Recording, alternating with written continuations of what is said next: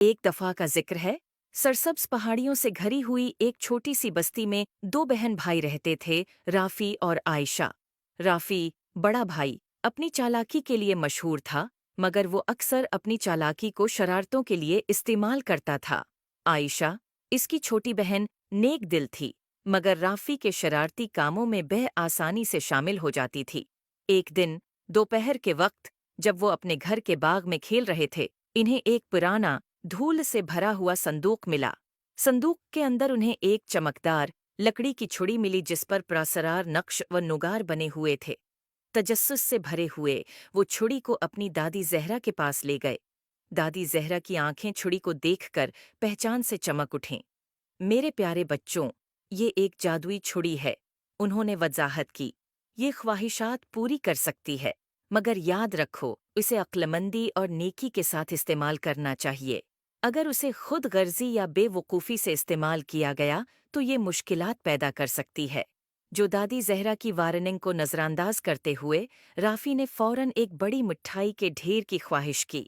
अचानक कमरा मिठाइयों, चॉकलेट्स और केकस से भर गया। आयशा खुशी से चला उठी, मगर जल्द ही उन्हें एहसास हुआ कि मिठाइयाँ इतनी ज्यादा हैं कि वो खा नहीं सकते, और पूरा घर एक चपचपी जिंदगी में बदल गया। जिंदगी की परवाह किए बगैर राफी ने दूसरी ख्वाहिश की। इस बार इसने एक सुनहरी साइकिल की ख्वाहिश की। एक चमकदार सुनहरी साइकिल जाहिर हुई, मगर ये इतनी भारी थी कि चलाने में मुश्किल थी, और जैसे ही राफी ने उसे चलाने की कोशिश की, वो टूट गई। मायूस होकर इसने एक के बाद एक ख्वाहिश करना जारी रखा। हर एक ख्वाहिश का नतीजा किसी न किसी मुसीबत में निकला। आयशा, जो ये सब देख रही थी, इसे दादी जहरा की बातें याद आईं। इसने नरमी से राफी से छुड़ी ले ली और कहा, चलो इसे अक्लमंदी से इस्तेमाल करने की कोशिश करें। राफी, शायद हमें ऐसी चीज की ख्वाहिश करनी चाहिए जो दूसरों की मदद करे। राफी ने हचकचाते हुए इत्तेफाक किया। आयशा ने अपनी आंखें बंद कीं और बस्ती के खशक कनवे को ताज़ा, साफ पानी से भरने की ख्वाहिश की।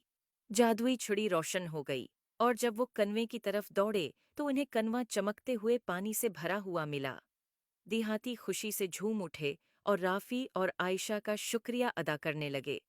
उन्होंने जो खुशी बस्ती को पहुंचाई, उसको देखकर राफी ने जादुई छुड़ी की हकीकी ताकत को समझा।